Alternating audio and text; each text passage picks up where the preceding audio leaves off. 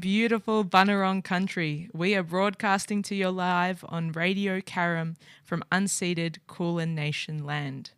Welcome back for another night of Radio Architecture with Ilana Razbash. As always, if you'd like to join the conversation, please text us in the studio on 0493 213 831. And if you miss those numbers, just hit the contact link, contact us button on @Radio Architecture through Instagram. And hello as well to everyone joining us on YouTube for the live stream tonight as well. My guest and conversation partner this evening is Pragya Gupta. Her journey is a testament to resilience and the transformative power of community. 8 years ago, she arrived in Australia as a skilled and experienced architect, starting anew without a professional or personal network. Undeterred, she embarked on a journey of building genuine relationships that would define her path.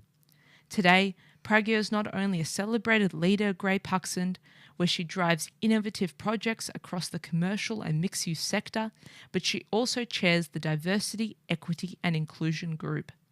Her commitment to empowering women led her to found Wine and Shine in 2019, a vibrant network for women in the property industry that has become a phenomenon, selling out every event. Recently, Pragya launched a non-profit for multicultural professionals in the property sector, drawing from her own experience to foster inclusivity and opportunity. Her journey from newcomer to community leader is a masterclass in resilience and the transformative power of relationships. And I very much can't wait for our conversation now this evening. Pragya, welcome to the program. Thanks a lot, Ilana. I'm so glad to be here. So excited that we can be in the studio tonight. It's a really cold night. We're rugged up. We're sitting here and I'm so interested in your story and your journey. And one of the first questions I like to ask all my guests actually is, what's your earliest memory of a building or place? Earliest memory goes back to like very, very, very early days. As a child, I was a very curious child. I was born in Delhi, India, and I loved watching at buildings. And I used to actually remember any location or any pathways or any destination by building as my landmarks. So those were like with the earliest memories of buildings and surroundings. So that is how kind of I got intrigued with the building part of things very early on in the early days. And coming from Delhi and that to old part of the Delhi, which is very, very organic. I don't know if you've been to Delhi or... No, please tell me more. And the oldest part of Delhi, it is probably the busiest part of Delhi. So Delhi is busy, India is busy in general, but Old Delhi is where all the traders are, everything starts. Delhi started, and everything is organic. You can never find a road if you don't know. And so it is very congested. Everyone like lives on top of each other pretty much. So coming from that surroundings, and then when you move out and you look at nice and good buildings, you're like, then that kind of intrigues you. And that kind of piqued my interest as I was growing up, going to school, so watching things. And and I've been very like a curious child ever since my childhood. So yeah. What were the first buildings that you were able to identify as being good or being as an object of architecture? So where I am from, Old Delhi, like I said, buildings there are very obviously 200, 300, 400 years old, like heritage buildings and very old buildings. And then when I started doing my schooling, so my school was about, say, half an hour journey on bus. So when I used to travel to my school, go to bus, then I actually see. So my school building was really nice. So it was like modern. It has got all the modern things in it. And on the way, so my school building was one of the highlights. But also one of the buildings that felt on the way, which I still remember, is Delhi Development Authority, so almost like the council building in Delhi. So that was a 15-story building, and I actually remember because I always used to like count the number of stories when you're little. So that was like one of the early memories of the landmark sort of buildings that you see around. So yeah, I mean, Delhi has changed so much now. Like there's so much high-rise buildings and stuff, but they never used to be so many high-rise and properly designed buildings back then. So yeah, that's probably my earliest one that I can clearly remember still. When did you decide to pursue architecture? Probably, so in India, you do year 10 and year 12 is last, of course. So between year 10 and 12, you actually choose the pathway. You have got different streams, like you choose sciences or commerce, which is more mathematics, and then arts, which is more like art, history sort of stream. So my family, funny story, my family, everyone is like, I come from a business family and everyone is in business. So my dad obviously wanted me to choose finance or accounting as the stream, but I always I like the science part of things and physics, like it involves all the science subjects. So, and I'm a rogue person. Like I always go against what is told to me. So I'm like, no, I want to get science. So I got sciences, and as a part of sciences, you get optional subject that you can choose. And in the optional subject, there was engineering drawing and computer sciences. So I chose engineering drawing as a part of my optional subject. And that's where we actually started drawing plans, elevations, and sections. So I learned there what a plan, elevation, section was, like quite early on, which a lot of people don't even understand until you start architecture. We used to make these 3D models out of soap. So we used to get these square soaps, and we used to cut 3D models, architectural drawing, like little tiny models out of cutter and soap. And that was so fun and fascinating, and I loved it. And I used to love that class, and I used to obviously top that class always. And I did not understand, I didn't even know actually there was a course called architecture because I had no background in my family about all of these different courses. But then when I was doing that course and as a part of growing up and in the school, they were like, oh, this is something you can do. I'm like, oh, this is really fun. And, and it leads to architecture. And obviously I really liked to design, and my drawing was really, really good since beginning. And I won heaps of prizes in my school time for drawing and crafts and painting and all of that. So I'm like, this is fun. So, there's a course called architecture, and obviously I'm not doing engineering and I don't want to do engineering. So the only option in India is either you have to do an entrance exam because there's so many people to get into the college. So you have to write an entrance exam, you have to study hard for it, and you have to score a position in the entrance exam to actually get into a university. And if you're not in the cutoff, you don't get into a university, like a college you prefer. So I chose architecture as my preferred course, studied for it, gave the entrance exam, and finally got into the college. So it all kind of happened organically. Nothing was planned. And I'm a pure believer of just take things as they come.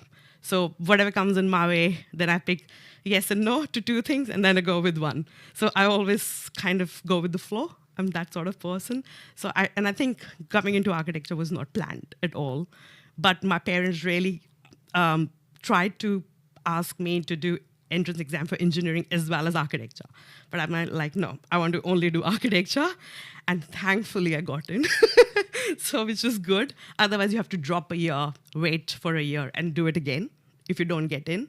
So that's what happens because there's so much population of students and there's only enough seats. And then that got me into architecture, which is a 5 years bachelor course in India, which is, and that's how my journey to being an architect started, which is really, really fun. And then Australia. Australia came, this is a very probably long story. We have time. Coming to Australia was, how I came to Australia was because of my husband. So my husband, we got married and I moved to Australia 8 years ago.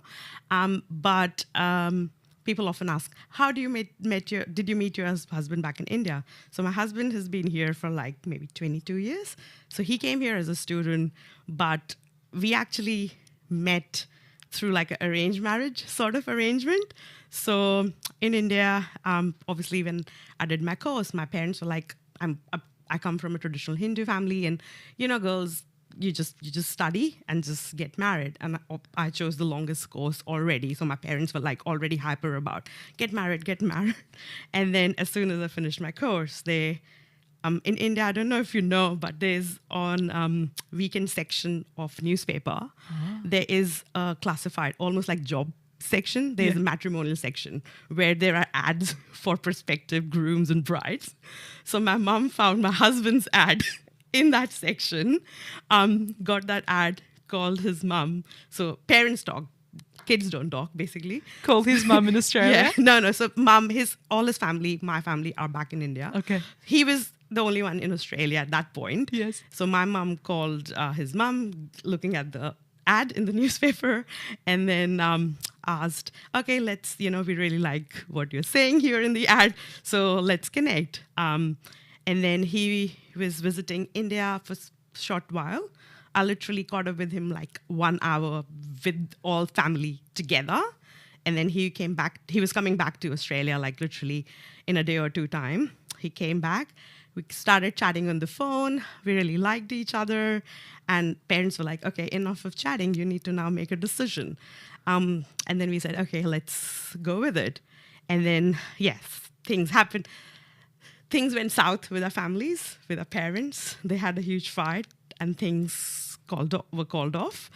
But then at that point, we really started liking each other, and we really wanted to be together. So we kind of were in a long distance relationship for probably like 4.5 years. He being here, I back in India, and and then we kind of worked our way. How do I get here? And in the process, because obviously we really wanted to be together. So it took 4.5 years to bring our parents on board, essentially. Finally, they're like, fine, you've wasted enough time, do what you want to do, sort of thing. And then we got married after 4.5 years, after a whole lot of family drama, troubles, and a lot of things that happened in between. But in the meantime, I actually tried to, because he was still working for his PR here, so I tried to apply as a skilled architect to move to Australia. So in the meantime, back in India, I was working with an international company, Atkins, and I actually did my internship in Dubai, which was really eye-opening for me, and it was amazing. 2008, Burj was getting built, and I got to see all these amazing buildings, and then the GFC hit at that point, and then I went back and finished my course in uni. Then I actually worked internationally in Singapore, Hong Kong, Dubai again, Thailand. So I worked across a few different countries. So I thought, oh, well, I can apply. I've got my degree. I've got good experience. So I had about 7-8 years of experience. I applied for I applied to AACA here to get my degree, and you have to get all your certifications recognized through an immigration lawyer. So I sent all my documents, very confident. I'm like, yeah, I've got everything ready. Send it to here, and spent whole lot of money, because I was not earning that much at that time. It was a whole lot of money to get that all acknowledged. And I just got a rejection, pretty much. And they said, not accepted. So, and I'm like, that is so weird. And that is where the struggle, being an architect and being in that field, started, from being moving across, migrating across, and how it's so hard for a person, especially in the licensed field, like we are registered field. And I was really astonished and disheartened at the same time. But my migration aid lawyer said, let's try another time. And we just asked them to re-review it, sent for re-review, same, literally one line in the email, rejected. But why? They didn't get an answer. No answer, nothing. They don't. So then we kind of tried to ask a bit more, and then started reading blogs and stuff. And it kind of more like was, you need to do masters. Come here and do masters, and then you kind of take the pathway. Or we just recognize the degree for pretty much, like I started reading blogs of all these people across the world who were trying to do the same thing but were not able to, because I think there is and again, this is a process that AACA would or follows, which should be more equitable, I think, for across like internationally, but they don't recognize quite easily. Like it's not that easy, if especially when you're overseas, essentially. So that was really challenging. But then I dropped off, like fine, can't do anything now.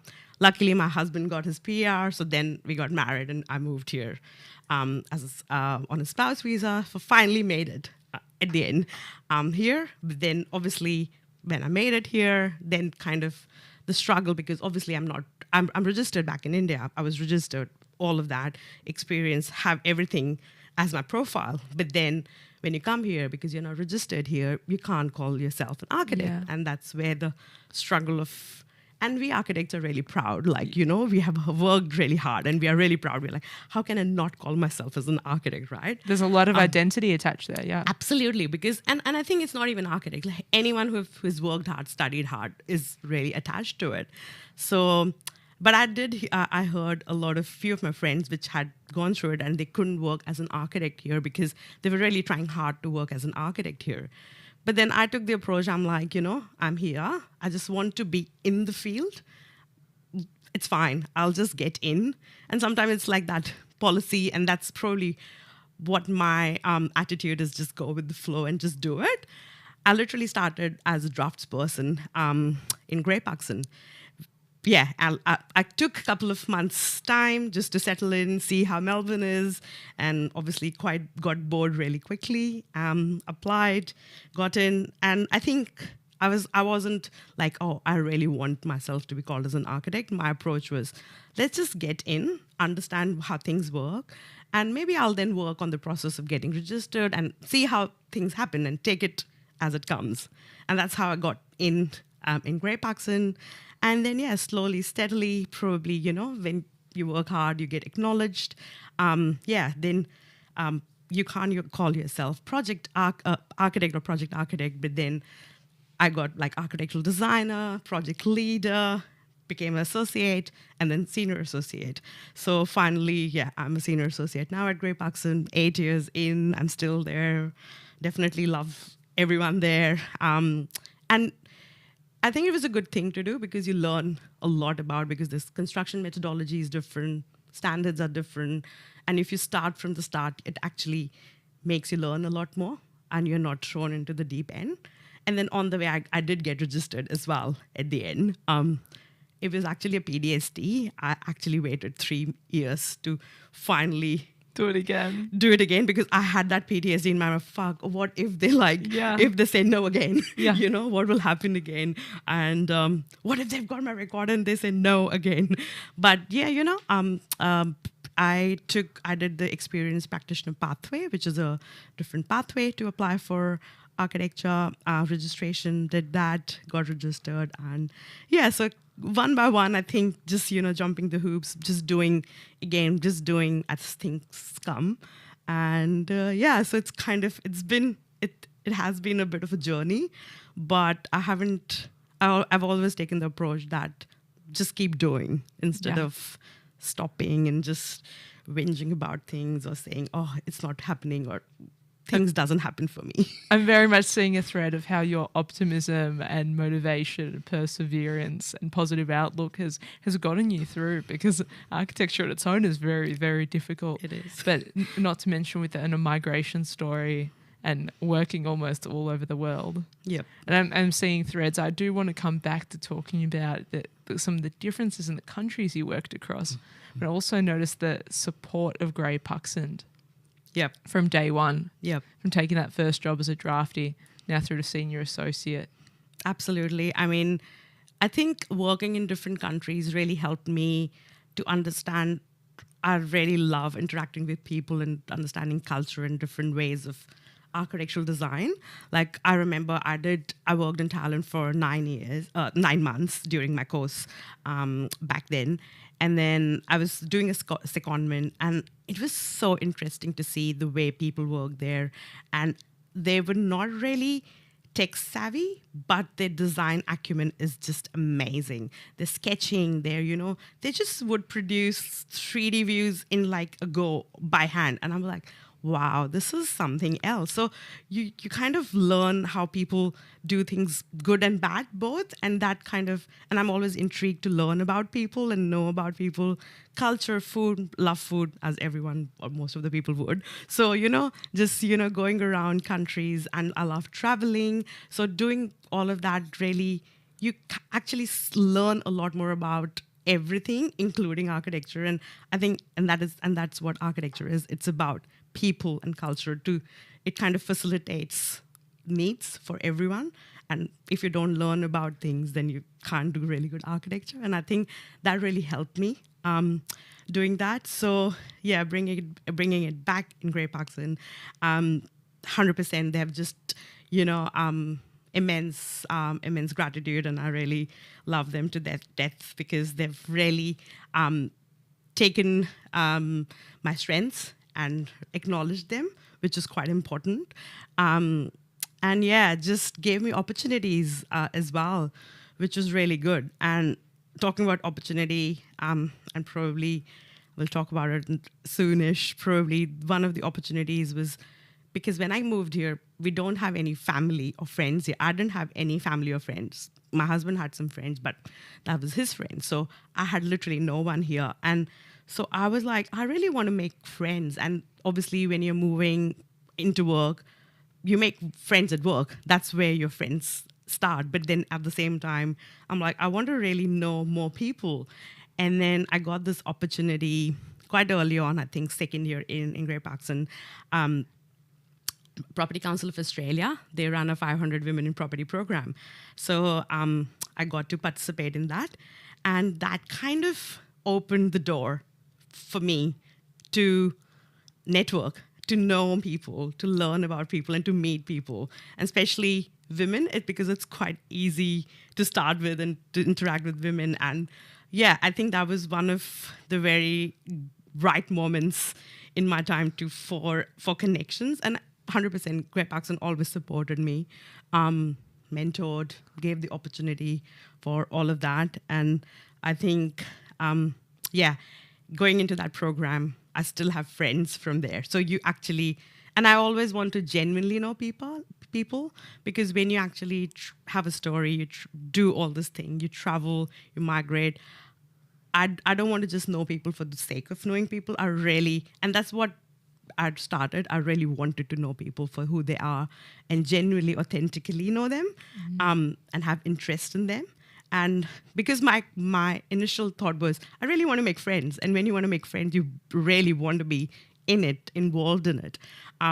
So that, I think, that kind of started my journey in in the architectural industry, I should say, not only, I should say, property and construction industry, more than even architecture. How would you say that curiosity about people and wanting to know more about people helps you be a better architect and even a better leader? Absolutely, 100%. Like I already spoke, being an architect, obviously, because architecture is all about designing spaces for people. So if you don't know people, how can you even do anything in architecture? So obviously, if you know people, if you know their needs, you know what they want, how they operate, even clients, stakeholders, everything you do is associated with people. It's about the human condition. 100%. And it's everything is about human connection. If we are not humans, then what we are. Like, obviously, AI is here, but anyway, that's another story. But I think whatever we are doing is for humans, like, humans to use and needs and all of that. So 100% that reflects and helps being a good architect, first of all, as well as being a good leader. Because if you don't know people, you can't lead.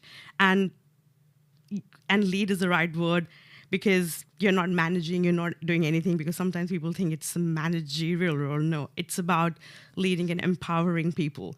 And if you don't understand your team and the people, not only your team, your stakeholders, all the consultants you work with, all the clients, builders you work with, everyone, every single person, if you don't have a good relationship with them, you can't really build a building, basically. Or the building will be really crap, or there will be really many problems with you or the project. So yeah, 100%. I think knowing people is such an important component, being an architect and a leader in every aspect, 100%.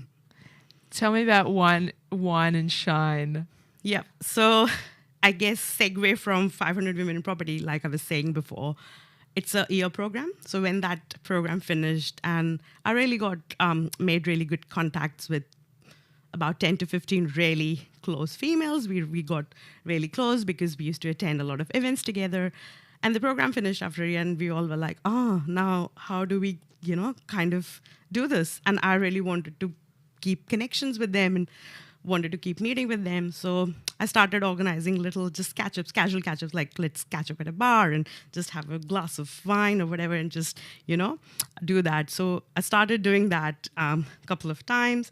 And slowly someone said, because there were a few suppliers involved in the pack as well, and there were a few other people. And one day someone said, it was, I think, 15 of us, and said, we'll sponsor the drinks.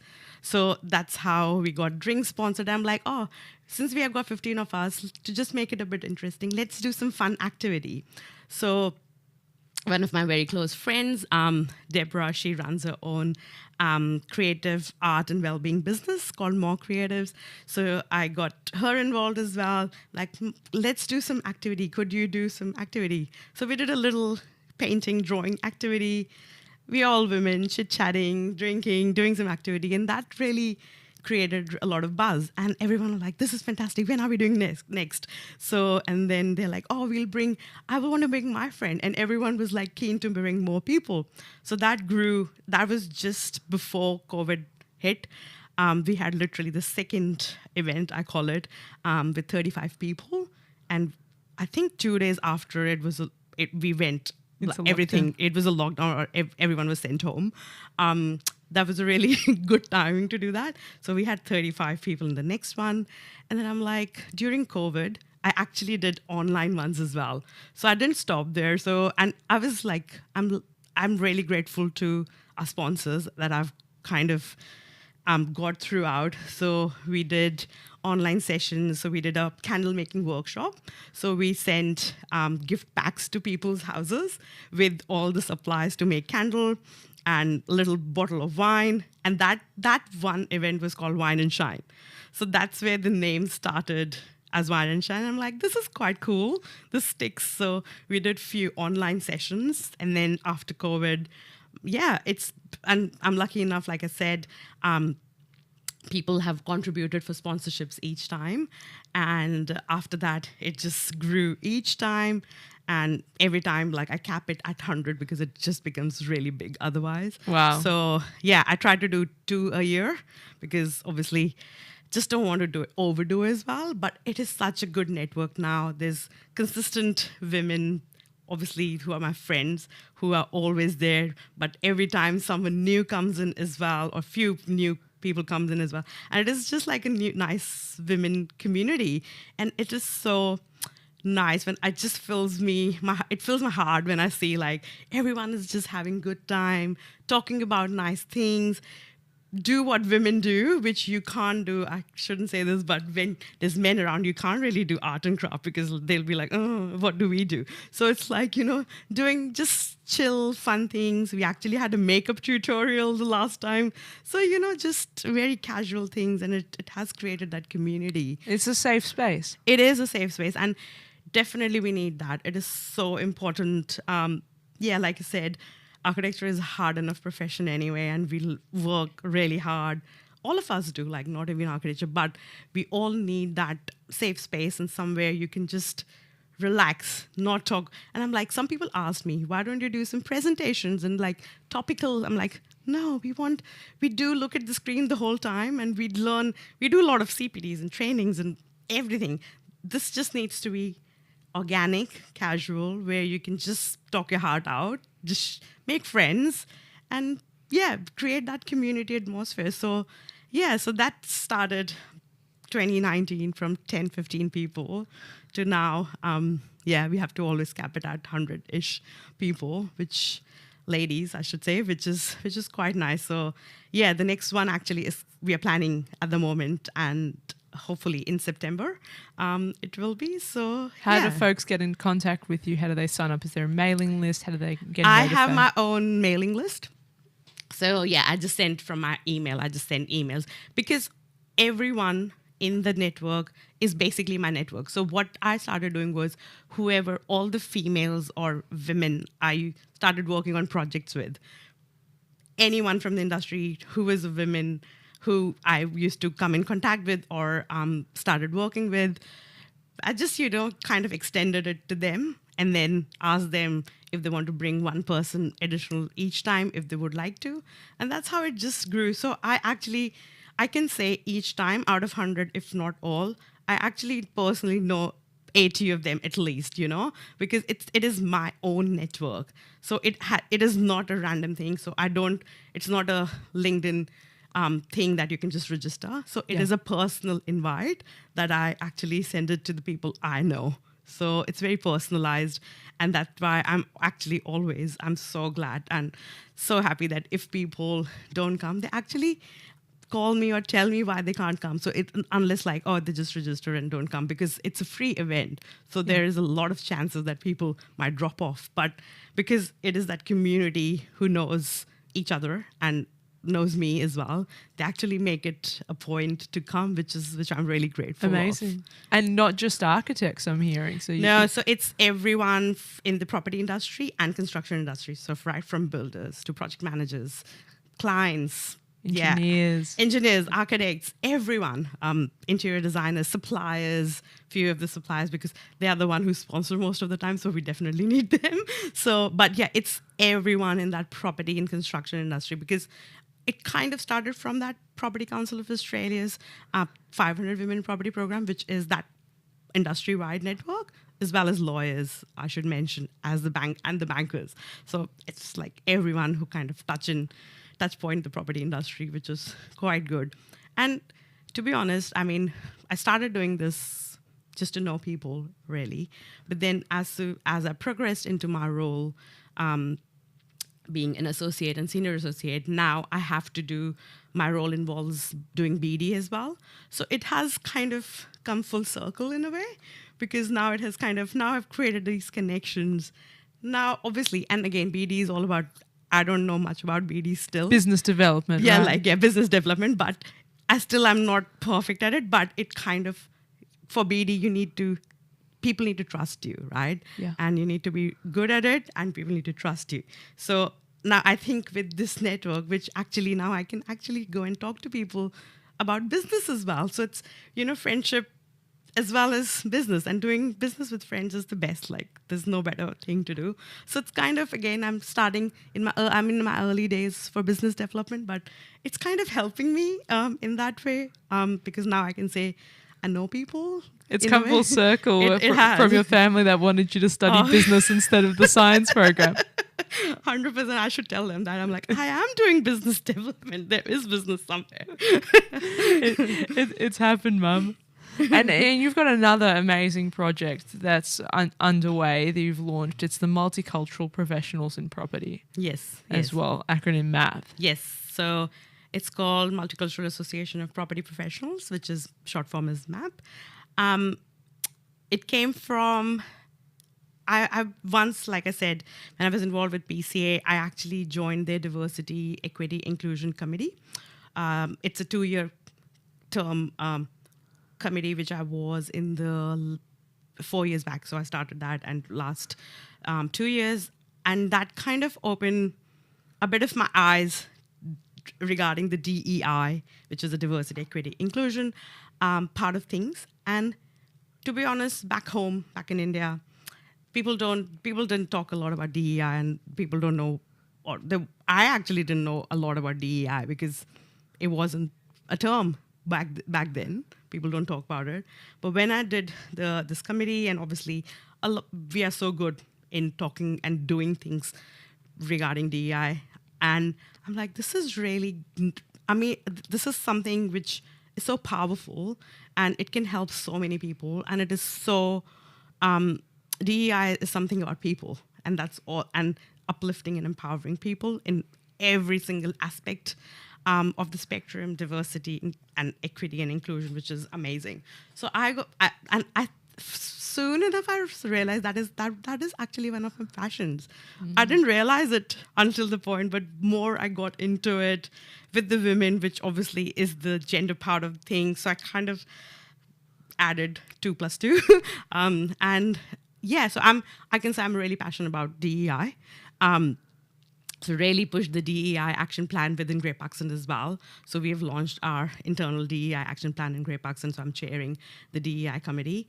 But my story, migrating in, not being able to find a job, being that, and when I was doing this DEI with PCA committee, yes, we do talk a lot about gender, which is great. We talk about inclusion, but the really important part is culture.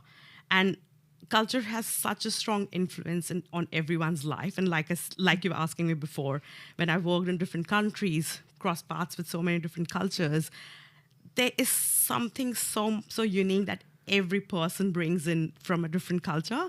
And that kind of culture sets you who you are, basically. That's what you learn from your family, from your background.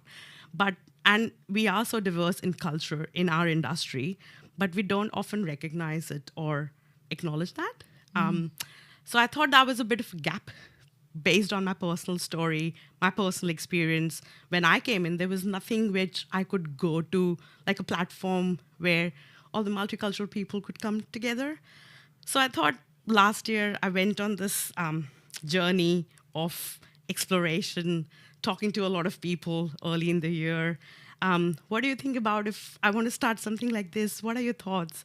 And I spoke with so many people that I could, and everyone was really positive about it. So I'm like, great, let's do something. So I kind of asked my close network from Wine and Shine. So that's where kind of Wine and Shine really helped me. So I asked my close friends from that network, like, do you want to help me? Do you want to join this? And, I put my proposal forward, what I'm thinking, like just, overarching my vision about it. And luckily, we started with as a founding committee of 8 people. So eight of the members come together, and we're like, let's do it. And we started researching about it. And I really was, I want to try to get things right and do it right. And when I started talking about it, I spoke with a lot of NFPs as well, not-for-profit organizations. And I really wanted to do it right. So I'm like, we want to really register this and then, start right so that you set the base right. And obviously, being an architect, we haven't done that. We don't know we're not very strong in finance or admin or all of this because we're just doing our architecture. So I kind of learned a lot. It was a really massive learning last 6 months of the last year. Learned about what not-for-profit is. How do you even start a not-for-profit? How do you do this? How do you set up a website? How do you literally, like everything, it's kind of almost starting your own business, but in a different way. I'm so glad. I need to mention that we've got 6 members now as our founding committee, including myself. And I'm so glad that we have got these 6 fantastic people who are really passionate about the cause. And we all work together, and we registered it as a not-for-profit back in December. Before, I'm like, I'd set a goal. I'm like, I want to do this. And everyone was like, are you crazy? It takes forever to do this. I'm like, no, I'm going to do this. So registered it as a not-for-profit in December. And then took our time to just settle in, just to realize, do a lot of back-end work. We started launching on socials, like soft launch on socials. And then finally did our launch event in May, which was, I still can't believe it. Like, we had about 130 people in the launch event. I was like really stressed. Would we even get like 30 people? But I was so glad. Like it was such a powerful piece and gave us so much confidence. We had a panel discussion about intersectionality. We had amazing multicultural panel. And again, just want to clarify, it is a multicultural association, but it is for everyone. Because Australia is multicultural, it could be any culture. So one is obviously it's a platform for diverse multicultural people to come together in the industry, but also at the same time, it is for the people who do not understand or who do not come from a multicultural background to come and understand what it is about and to come and be part of that community and also learn more about it. So it's about awareness, acknowledgement, and empowering the multicultural community. So we had our first launch event in May. We're going really strong. We are looking for sponsors if anyone wants to. So obviously we are not for profit. I put in some of my money to start things because obviously everything needs money, which I only realized when I started doing it. A website cost, okay. Finance software cost, okay. So you only get to know it. So we are really lucky to have 4 sponsors at this point. And we are planning our next event in August, which is coming soon. And we'll be sending out communication about that pretty soon, hopefully end of next week. And we have launched our membership for MAP as well this week. So memberships are open. The aim was it needs to be very economical and affordable for everyone. So we are not trying to make it, it's very expensive. It is a not-for-profit, so it is definitely not-for-profit. And we all are volunteering our time and effort. So literally, we kept tickets to like very $18, which was a really good price that anyone can afford, because we want to kind of, yes, we are trying to capture the leadership role of the cohort and the industry, but also at the same time, it's the starting from grads as well. So we want all of the sections and the disciplines and the roles of the industry to come together. So yeah, we're trying to create that empowerment and bring the leaders of the industry together on the platform, but also want to empower the grads. And again, from my experience, the plan is slowly, once we get into it, we are planning for 4 events this financial year. And we are also wanting to do some industry-focused sessions. So we want to bring the leaders of the DEI from the different organizations and do some focus sessions. So we want to kind of put together a bit of a advocacy/research piece as well, which is quite important. So I think that's the plan for first year. But moving forward, once we create that community, the plan is we can help as many people as possible is what I want to do, and just bring that strong community feeling and focus and just celebrate culture, because it is so important to do that. And hopefully next year, if we can launch the Pathways program, I'm calling it for now. Don't know, don't quote me on it, but it is basically if we can create more of a program within MAP where we can help people from any background, but multicultural background, who are looking for, especially the people who are migrating and starting their career early on, if we can connect them with the organizations or recruiters. So create that pathway, create that bridge, which I did not get the opportunity quite early on. So yeah, I mean, that'll be amazing. So that's kind of one of the goals. Wow, such a busy program. And huge congratulations on what's already been accomplished and what's planned. No doubt you will pull it off. Thank you. I'm just listeners. The energy of the studio is just so high because Pragya's just irradiating, your passion for what you do and your motivation, and that absolutely comes through. Thank you. But something I noticed that's particularly unique about your initiatives is your membership is extended beyond just architecture. Yes. Beyond just architecture, interiors, landscape, the sort of immediate, typical who your everyday colleagues are. You're really spreading those connections. 100%, because I feel, again, if we think of our architectural projects, it's not only us doing the projects, it's everyone, starting from clients to probably a supplier for, like I said, everyone contributes to your project, everyone contributes to our industry. So why not create that connection? Because that's the power of our industry, and our industry is quite powerful, and I never like being siloed in a place. And often happens, you start something and you get and you quite soon feel like you're getting stuck in a zone. So I don't want it to do that. I really wanted this is like for everyone, because that's how my Wine and Shine kind of started as well. So I definitely have that feeling, and that, bring as many people together, because it needs to spread across how we do our projects. Yeah. So And that's how you can help each other, and you can bounce off on each other's experiences, because your experiences doing different things are quite unique and quite different.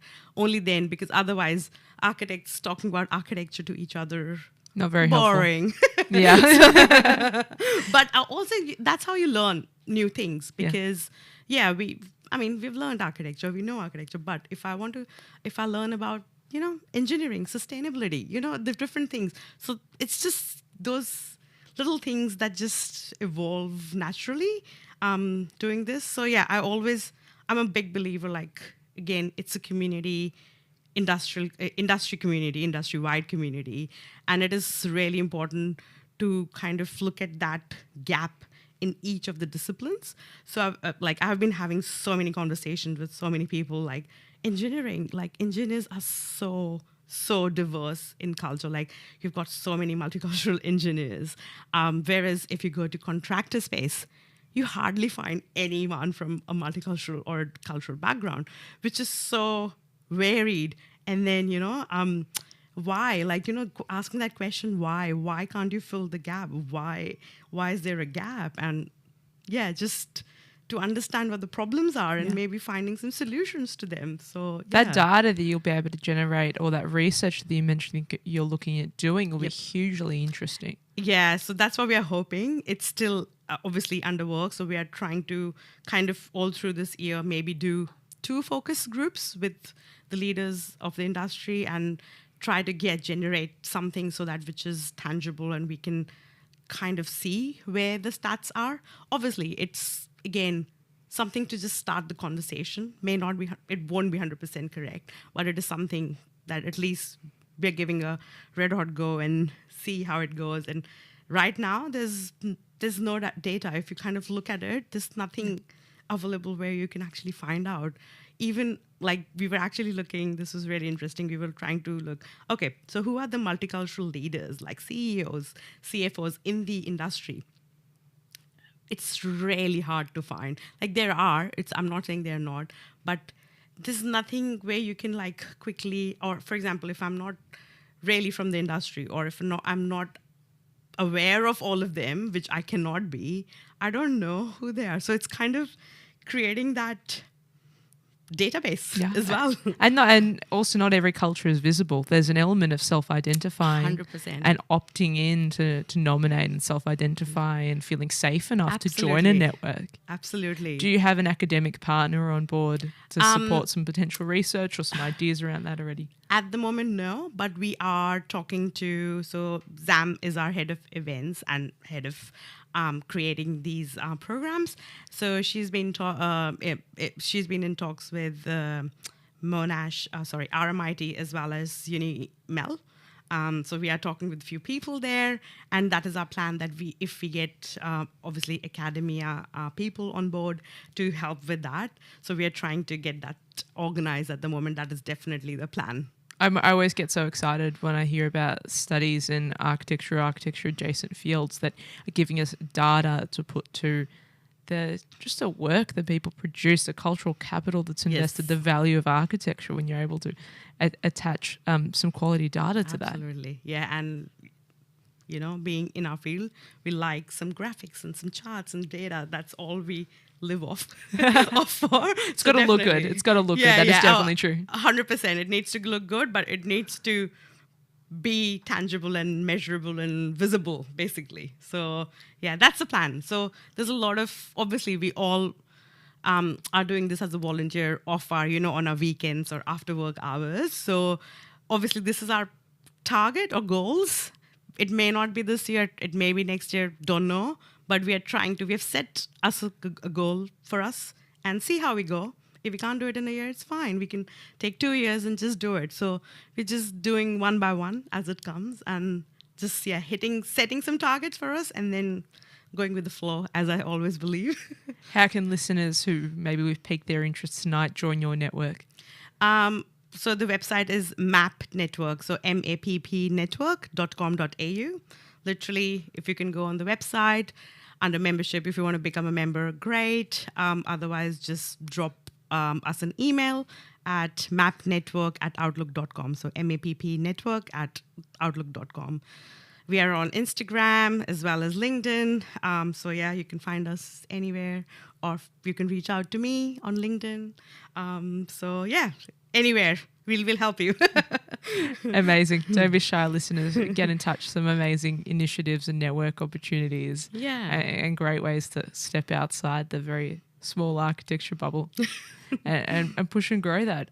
You mentioned AI, and you're a leader in your practice as well. So I'm really interested to hear and where you think the future of architecture is going. Do you have any forecasts for us? We at Grey Paxton, we actually all of last year we are really investing in finding out and working with AI, and I think that is what we always have this discussion. We have to evolve with technology. If we don't evolve and if we don't grow with technology, we'll be left behind. So obviously, when I don't know about you, but when I started my architecture, we did hand drawing, obviously, then transition into AutoCAD, now doing Revit. So we have evolved with technology in architecture. So I think AI is another tool to help us with things. People always think, oh, AI is going to take over. No, it's not. If we have to empower and uplift ourselves and educate ourselves to make AI our tool. So I think that's where people are really concerned, and everyone, like, being architects, are like, oh, it'll take our jobs, and everyone is concerned. But I think we always say it'll make things efficient. So maybe if we could do documentation, for example, for a project in 4 months, or it might be able to help us to do it in 2 months. So it'll make things quicker and efficient. So we are definitely in Grey Paxton, we are trying to explore those options, definitely. So we have to keep with technology. Otherwise, yeah, we won't be able to make use of it in the best way possible. So right now, like, for example, we are using technology and AI to create, when we do presentation and we do a lot of research, look and feel images. We go on Pinterest. Everyone goes on Pinterest. Everyone goes on Google and search for look and feel images and all of that. So we are actually exploring to AI to use to actually generate those look and feel images, which is like takes hours and hours sometime. And if we can generate some look and feel images using AI tools, why not? So we have done that quite successfully, and we do that a lot of time. Again, architecture design is not AI, because that is something that is what we create. Yeah, and it has to be unique. Yeah. And that is where we'll bring value being an architect. But obviously, if we use AI as tools to help us help better and do it quicker, maybe, but in a better way, that's where AI comes in, and that's where we are kind of seeing it, and we are working on it. Unlike, I know a lot of practices are kind of still restricting themselves, saying, oh, we don't know, not confident enough. But yeah, like at Grey Paxton, I'm really happy to see that we're exploring it. We're trying to keep up with it, which is really good. Yeah. It's interesting to see how be able to automate or eliminate or speed up a lot of the grunt tasks. Exactly. To better focus on where we can bring the value. That 100%. Critical thinking, strategic thinking, Absolutely. design thinking. Where we are good at, yes. Yeah. Instead of, reading standards and documentation is a part, which is obviously critical part. But if we can make that really quick and easy with correctness in it, which is, that's where our win will be with AI, if we can improve that part of our roles. Obviously, design it still needs to be unique and custom. And obviously, we know AI will not create unique. It'll just copy hundreds and put one together. That is what we don't want. So I think design part, I still feel like, yes, it'll still be us doing it. But like I said, the grunt work, which is the standard templating work, which we can definitely use AI for. I think what gives me a lot of hope and kind of is a balm against, in a way, against some of that fear that people have about their own obsolescence being replaced by machines, is that so far we haven't even come close to replicating that heart and soul of a human and that human connection and human understanding that comes out from, as you've spoken so much this evening, of knowing people. Yes. and every single person is so unique. And you can't do that. I don't know if we can. I can't say, maybe, I don't know, in 50 years, I don't know. But at the moment, I don't see that it can happen immediately. And that is something very unique. Everyone has got different needs and requirements, understandings, and visions and thoughts. It's really hard to bring that into AI yet. Again, can't promise the future. You never Yes. know where it takes. But I think my only understanding is if AI is progressing, we need to progress with it. I think that's the important lesson. So you have to grow with it, essentially. Yes. Yeah. I'm really interested in your bravery, really, and something so incredibly admirable and so necessary. And you've just gone with strength to strength, but so brave to work in so many different countries. How was that experience for you? How was that taking the plunge? It was really good. I mean, I didn't change the jobs, which was actually really good. So one of the bravest thing was I did my internship. Like I said, when I was in my 4th year, we have 8 months of internship or 9 months of internship that we have to do. And I didn't even had a passport then, like literally, because, traditionally, like in India, you don't, either you travel with family or you just get married and then that's what parents say, do whatever you want to do with your husband, travel with him. So, and I was like, when we had to do internship, I'm like, I want to do something different. I want to do something unique and everything. And yeah, not having that passport to just finding this place which I really wanted to internship. Luckily, I found an uncle, long lost uncle, who actually helped me, telling me what it is about. Took that plunge, got my dad on board, pet mum on board, which was huge. And they were like, oh, you haven't even traveled on the airplane. First time out of the city, did my passport, which was a huge nightmare in itself because it took ages to do. And there were so many things that went wrong there.